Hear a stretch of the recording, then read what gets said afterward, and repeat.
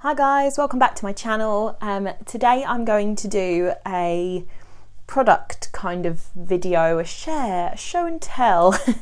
And I'm just going to be talking all about mixed media, which if you have been watching my channel, you will know it's been somewhat of an obsession of mine for the last few months. So I'm just going to talk about things that I've had for quite a while, some new things that I've bought, and yeah, I'm just going to introduce some things if you're new to mixed media or not. If you're not, suggest some more things down below. But yeah, if you're new to it, maybe this will be a good road in for you. And yeah, I hope you enjoy this video. So I'm going to start with this, which is just a silicone baking mat. I actually got this from Sainsbury's, but you can buy these on Amazon. They're about £4.99. So I've been using this so that I can protect my surface. I had seen lots of videos where people were using like a brown mat that looked just like a reusable baking sheet to me, or like reusable baking parchment. So I thought, right, I'm going to try and find something like that, but I wanted to keep a white background when I was filming. So when I found this one at Sainsbury's, I thought this is perfect. It's clear, it's got a little bit of pink, a little bit more me than the brown mats, and it's just as effective. So you can just spray kind of spray inks directly on here, you can put paint on here and mix it, you can use it as a palette, and it keeps your background clean. This is not a huge one, so it's not 12 by 12 size. I think there are larger ones of these on Amazon with different coloured bands around that are essentially clear silicone. So particularly if you're filming, this might be a nice alternative to those brown mats. And I don't know how much those brown ones are, how expensive or inexpensive they are, but I don't think £4.99 is an issue for this personally. I actually had a couple of them anyway for baking on, and then I thought I'm just going to use that instead of buying, you know, something different. Yeah, so this is actually an old one that I'd been using for baking sheets, and I bought a new one as baking one, don't worry. And yeah, so that was one of my kind of accidental purchases, as it were. One of the things I did buy to try out, because I found that scrapbooking paper was warping a lot, was this mixed media paper. This mixed media paper is a Daler and Rowney paper. It's an A3 pad. So I don't know what sizing is like in kind of other countries, but it tells you the sizing on here. So it's 16.5 inches by 11.7 inches. So it's not quite 12 by 12, but I've been just cutting it to, so obviously that's 11 by 7. I've been cutting that so it's 11 by 7. So it's a square essentially. When it bothers me, which is rarely, I will, if it does bother me, I will just mount it on a piece of 12 by 12 paper with a thin border around it. So it's easy to get round, and it does hold up a bit better. And this pad that I found, which I got in the range, is very white. So one of the things I was finding when I was flicking through them is that they're sometimes off-white or cream colours, and I didn't like that. So I wanted a really white background. I didn't want it heavily textured, and I think generally that mixed media paper is not as heavily textured, obviously, as like watercolour paper, but it does withstand quite a lot of water on it without it kind of being completely destroyed, like I found in the early days of my trials with mixed media was happening to my scrapbooking paper. So this could be a good kind of thing to use if you're not in, I'm not in a position to pay lots of money really, and I obviously being in the UK, it's harder to get hold of scrapbooking supplies, and so getting hold of mixed media paper that was 12 by 12 was proving to be a challenge or very expensive. So I just thought, you know what, I'll just cut this down. It was quite reasonably priced. I don't remember how much it was actually, but yeah, you can get these in the range amongst, I'm sure, many other places. One of the earliest things that I was starting mixed media with, because I have been doing mixed media for quite a while, probably the last few years I've been getting into it, so I haven't kind of bought all of this stuff in one go. This has been gradual over time, but I've just really got into it recently and been almost using it on almost every layout. So that's what spurred me into action with this video. But I had some tubes of acrylic paint that I was buying from the range or Hobbycraft that were, you know, really nice, and they weren't like muted kind of pastel colours and really, really pretty, but they were expensive again. So I thought, while I'm kind of getting into it more and I'm wanting to just slap a bit of paint on and see how I get on, I purchased these acrylic paint, or this acrylic paint set, which you might have seen being used. These are fine. These were from The Works, and I think they're about £8, $7.99 or $8.99, I can't remember, but no more than that. And you get loads of different colours in there, and a little drop of white and some black acrylic paint as well. So it gives you lots of options. You can mix colours, you can obviously make them more pastel with the white, or I mixed some of mine with gesso, which I don't know if technically you should do that, but that's what I did when, you know, occasionally when I'd got the paint out and not the white out, and I'm just so lazy that I couldn't bother to go back. So there are ways to kind of mute, obviously, these tones if they're too vibrant for you. But I've not had a problem with these. I think these are fine. I mean, I'm not doing anything insanely artistic, so yeah. For 18 pots of paint, I thought that $8.99 was quite good. So if you're just getting into it, try some budget stores like The Works. They have loads of these, and they did have different size ones. So if you don't want like 18 lots of acrylic paint, then you can buy other amounts in there as well. Some things I learned quite early on was that I needed to prep the backgrounds of my paper. I learned that obviously from watching other people and just through trial and error when I wasn't using gesso on the background, and then there was no movement time. I think that's the thing that gesso gives you, is a bit of time to add water and to move colour around on the page that you just can't get without it, not easily. So because of the porous nature of the paper, the paint just soaks straight in, and then if you don't like where it's positioned, or you wanted to add, you want to blend, then it's much harder to do on the paper. So I've got two types of gesso here. I purchased both of these off of Amazon. I'm sure you can purchase them other places. Quite a lot of the things that I'm going to talk about I've bought off Amazon just because it's convenient. I have Amazon Prime, it comes quite quickly, and these size of bottles were perfect because some of the gessos are massive bottles of, which is fine, but I wanted to try things and see what I liked and what I didn't like. So I didn't want to buy a big tub and then feel like I had to use it up if I didn't really like using it, or, you know. But I've had no issues with these. I don't know why anyone would have an issue with gesso, but this one here is a white gesso, so it's just labelled gesso, but it's white. It tells you on the side here how opaque it is, how matte it is, the thickness of the paint. So this is obviously a thin paint because it's just used to apply to the background. But if you were using a pattern paper and then you were going to add mixed media over the top, then you can use this one, which is clear gesso. So this is really good. It is actually quite clear. I mean, obviously you can tell there's something on the paper, but it's not as blatant as this, where you're obviously going to lose the pattern if it's pattern paper. Yeah, so I've got those two, which I have been using, and I don't have any issues with them, so I could recommend those if you were getting started. Plus, at that size, if you don't do mixed media very often, or you don't think you will, or if you're just trying it for the first time, this size might be better. Right, some things I already had were spray mists, although I'm going to show you some recent purchases which I have kind of added to this. So as I was kind of first starting mixed media, I just purchased or invested in some basic spray ink colours that I knew I would splatter no matter what. So the very early days for me of mixed media was literally just splattering paint onto the page. So I got these ones. This is a Heidi Swap kind of colour shine in Black Noir, but I don't think that she makes these anymore. I believe these are discontinued. So these are really, really good. I've not had an issue with them, apart from I have found that the nozzle clogs on some of these. I don't know if other people have had that issue, but I don't tend to spray with these because they're just like, because of the colours, I don't tend to just spray a background. So I got white, black, silver, which is called brushed pewter. These are distressed stains by Tim Holtz, and tarnished brass as well. So what I would consider more neutrals that I can just splatter onto any background no matter what, whether I've done full-blown mixed media or not. So they are a good investment, and I think if you're starting out again, you might want to get some colours like black and white so you can trial it, see how you get on, and they do tend to be the ones I use the most.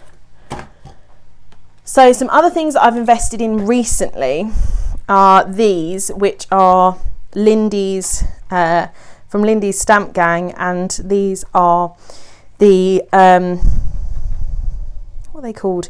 They're the spray mists, but these ones are Starburst sprays. That's it, it's better there, isn't it, because you can see it from the front. This one's Industrial Chic, and then I've also recently got these ones. These are Flat Fabios, so these ones are shimmers, these ones are not shimmery, and I've kind of taken that approach with these and with the Magicals that I've bought.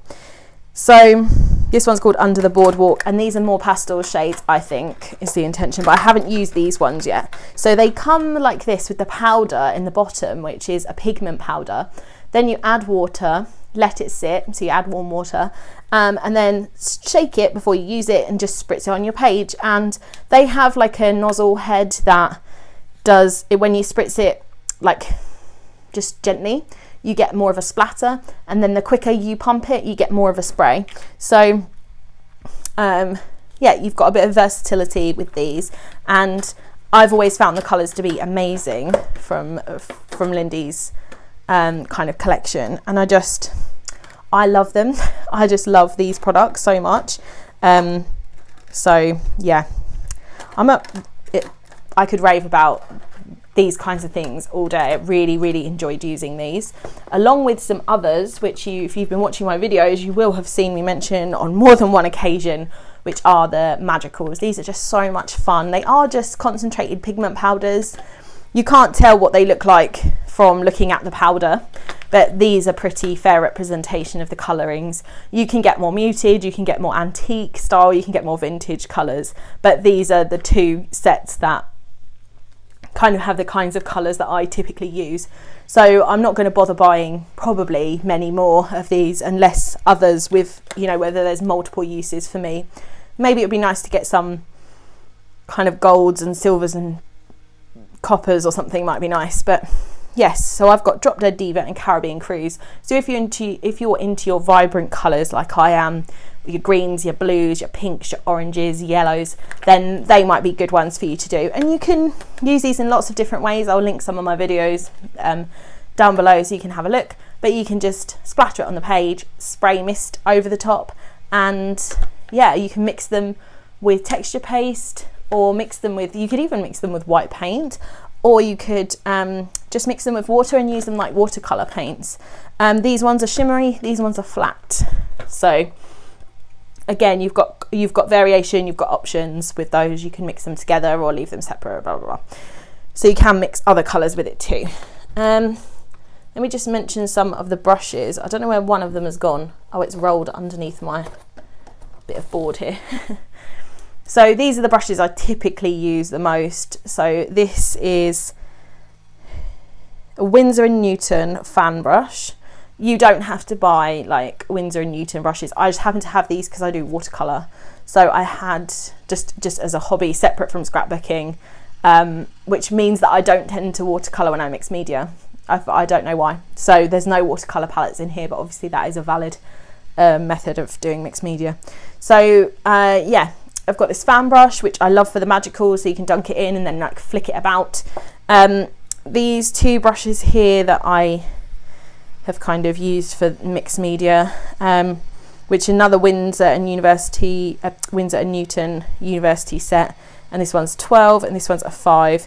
So I've found, to be honest, that these are enough for me. Another thing that's quite useful is a palette knife.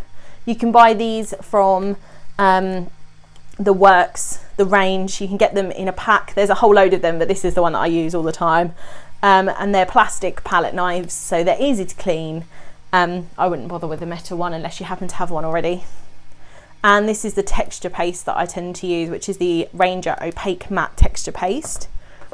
I love this as a palette to mix the texture pastes with, for example, the magical powders with some maybe acrylic paint, a little bit of spray mist. Obviously be careful when you're using those so you don't change the texture of the paste. If you're sticking things on top of, say, modelling paste or all of these heavy kind of pigmented products, is I like this. I don't know what the official thing you should use is, but I've found that glossy accents will stick most of the things that I have to stick down on top of mixed media really well. So I would suggest that. Or there's an acrylic glue that you can get from the range, which is just £1. You can get it in the scrapbooking section. It has like a pink lid. I don't have any because I've run out, but that stuff's really good and it sticks really, really well. So that could be a good alternative for sticking on top of mixed media, which can be notoriously challenging. Some other things that I love for mixed media, excuse me, as I stretch across there, are stencils. These obviously make sense to use stencils.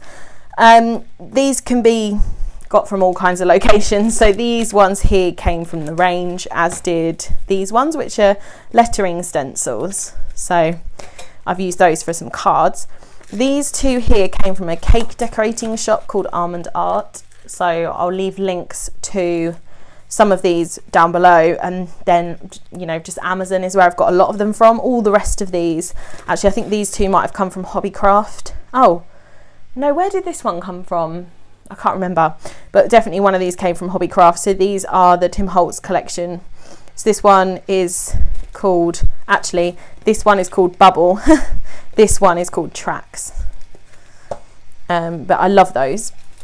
These ones here again came from the range for £1. Look how many there are, 1, 2, 3, 4, 5 stencils in there for £1. And they've got like a cloud one, feather one, moustache one, bubbles and crosses. And then these two, which are some of my favourites, which are, it's called the Special Touch masks. And I got these off Amazon. These are by Creative Expressions. So one is called Moroccan, yeah, and one is triple scallop Moroccan. So these are the ones that I use the most. I do have some larger stencils, but I don't use them, so they were probably a waste of time and money. So I'm just showing you the smaller ones. I think the reason is because I can keep these nearby. I just use this Becky Higgins folder that came out of a Project Life album to store them in. I also use stamps to add texture. So these I got really cheap off Amazon. They're cut apart because I'd shared them with a friend, so even though they were so cheap, she really liked them and I don't use them a tons. So, but there's some good kind of lettering ones that you can find. You can obviously buy bigger ones. I suppose lettering is typically what people seem to use on mixed media. But I do like using the little flowers and things as well, and these little flourishes are quite cute. A background stamp, for example, this one, again, this came off Amazon. I don't know who makes it. This is just a heart, layered heart stamp. These ones my mum got me, so I don't really know where she got these from, but it's called the Artistic Stamper. And yeah, they've got some like splatters and swirls. I've only ever used this one at the moment, actually. But I probably will get to use more of these, especially now that I've got much more into it. And then finally, I actually purchased this years ago. This is a Do Crafts one. I think this came from the range, and it's an urban stamp collection. And I really liked this postcard, but I'm thinking at the moment I'm going to make some mixed media postcards because I think that would be really fun. And so I can send some postcards to people.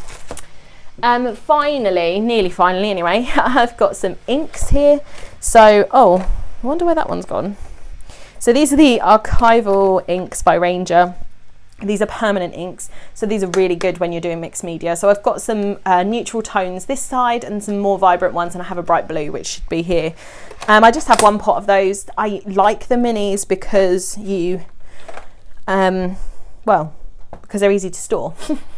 And I don't use, I stamp quite a bit, and I still don't think I'm really likely to use these up anytime soon. I also have some distress inks. These react with water, so you can use these on like a sponge, a makeup sponge, add them over the top of your stencils, and then you can spritz water on them and lift some of the colour up to create a distressed effect, hence the name, I suspect. I have tried Distress Oxides. I really like them actually a lot, but I don't have very many of those. I've just got 2, I think, that I bought to try of the full size ones, but I want to wait till they have miniatures again because I'd prefer to store them like this, because I just don't use them frequently enough to warrant buying lots of varied colours in large sizes. So again, if you're new to it, or if you've got limited storage, have a look into these. These tins are just great anyway, so you could always purchase the tins, take the plastic dividers out of them and use them for other types of storage too. And finally, our paint pens. So I've just started using these. I've only used the black and the white ones so far, but they come in this whole set here. They're quite expensive. I've got these in the range, I think they're about £12 for all of these, but obviously these are smaller sized ones. You just shake them up and they're kind of the same as if you get a gold and silver pen at Christmas, you know, so like a paint pen, actual paint comes out the end. It gives it a really interesting texture when you write. So I feel like I've talked for ages, and I have talked for 20 minutes, sorry. But that's just a few of the kind of products that I've been using, the ones that I've really been kind of loving, that I've been using for mixed media, and I definitely use the most of. Let me pop these in shot here. So yeah, I hope this has been useful for you and not too boring, hopefully. If you're new to mixed media, I definitely recommend getting a few of these. Don't get everything, you know, that's just silly. But get a few of these kinds of products and just try them on for size and see kind of how you get on trying out some different techniques and some different products like this. So I hope you enjoyed this video. Please give it a thumbs up if you did. Please subscribe to my channel if you're new. I do a whole range of videos, mostly scrapbooking, layouts, process videos, some project life, although I've not been doing that as much recently. Obviously some mixed media. I've been doing a few more tutorials of more random things that I like doing, making embellishments and sharing unboxing videos or product shares like this. So thank you for watching. See you in my next video, and bye!